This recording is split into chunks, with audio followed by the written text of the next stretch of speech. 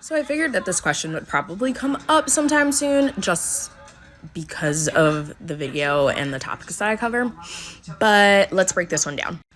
So, intentional weight loss. So, you purposely saying, I want to lose 20 pounds is fat phobic. And you might be like, what? Oh my goodness. I'm not trying to be fat phobic, but you are. You're being fat phobic to yourself. Why do you want to lose 20 pounds? It's probably to fit into something smaller. It's probably so people treat you better. It's probably for all the reasons that fat folks are shamed simply for being fat. So by continuing to perpetuate that, right, seeking intentional weight loss, we are contributing to our fat phobic society. So that's why intentional weight loss is fat phobic. But before we go on, we'll dive into it. Please kindly subscribe and leave a like. I would really appreciate that. Now let's get into it. You heard what she said. When you decide to do something about your weight, if you're obese or you're very fat, then it shows that you're fatphobic. I really don't know where she's getting this from. And on a TikTok page, it says that she's a therapist. How are you a therapist if someone can't come to you and say, you know what, I have a problem climbing the stairs because of my weight and I want to do something about it? And then you go on and shame them and say, you're thinking about what people are thinking about you. Stop thinking about what people are thinking about you. If people are not treating you right because of your weight, if they're not employing you because of your weight, don't give a damn about it. It's none of your business. Just be fat. Even when the person has decided to do something about it, nobody's pressuring the person to do something about it. The person feels his knees or her knees is giving them a problem, because when you are very fat, your knee, your waist starts to give you problems. But here is a therapist saying that he or she doesn't have to do anything about it, even when the person has decided to do something about it. This is ludicrous. And this is the problem I have with folks these days, especially the liberals. Everything goes, anything goes. They want to forever remain on the victim ladder.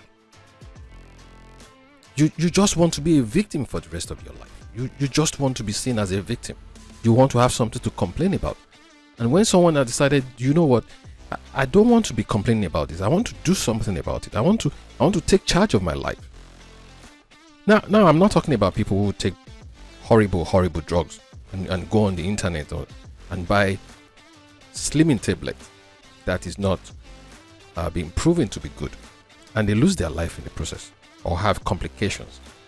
I have someone who actually died from this. She wasn't really fat, but she was losing weight. She was trying to lose more weight because of the Western stereotype of what beauty is, to be very skinny. And that's another problem I have with the West about how beauty is portrayed, especially about women. When we want models to look so skinny, to look like they're 13-year-old. I'm not talking about that. I'm talking about somebody who is really overweight and they are trying to at least bring their weight down because of health reasons. Because at some point your heart starts to tell you that I can't pump as much blood as you want me to pump. And it's dangerous for you. You're likely to have diabetes, you're likely to have cardiac arrest. But rather than for a therapist to say, okay, how do you intend to go about this? I don't want you to go about it the wrong way. What's your diet like? Because all you just have to do is check what the diet is. Check your diet and exercise. Do you exercise? What do you do? What do you do for a living? That's the job of a therapist. And then look at the best way in which this person can go about it. But now we have magazines praising people that are fat, saying that being very, very fat is actually ideal and healthy. There's no common sense in this. How do people come up with some of these narratives?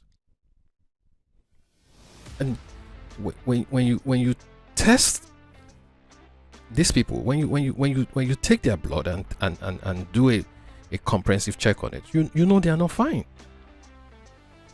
And so when somebody on his own or her own decides to give themselves a chance and do something about it, we tell them that they are fatphobic. You just want to be on this victim ladder. You want to have a reason to blame every other person rather than yourself.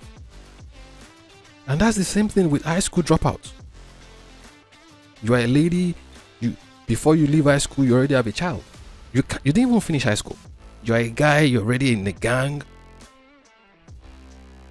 And then you blame society. You blame it on racism. You blame it on anything else except yourself. And now when you have somebody whose life is going in the wrong direction and says, you know what, I want to go back and get my high school degree. I want to get back to school. And then we tell that person, oh, you're letting racism win. You shouldn't do that. Just continue your thug life. You want more people in your victim circle. You want this circle of victimhood. The more the merrier. Life will always happen to us. We'll always make mistakes. And we can always, when we have a chance to correct it, we should go ahead and correct it. If you're overweight, the first thing you want to do is look at your diet. Am I eating too much? Am I exercising enough? If you don't even have to start by so much rigorous exercising. Just look at your diet. Look at the fatty food in your diet. And make sure you walk in the morning, in the evening. That alone will bring down your weight to a considerable level. But here we are, someone demonizing people who have decided to take action about their life. And that's why this victim ladder is becoming so crowded. Everybody wants to be on the victim ladder. I'm a victim. Oh, it's the society, they're laughing at me. You can do something about it. Well, that's my take on this. Please share and like, and also kindly leave a comment. I'll do it to answer and to reply some of your comments.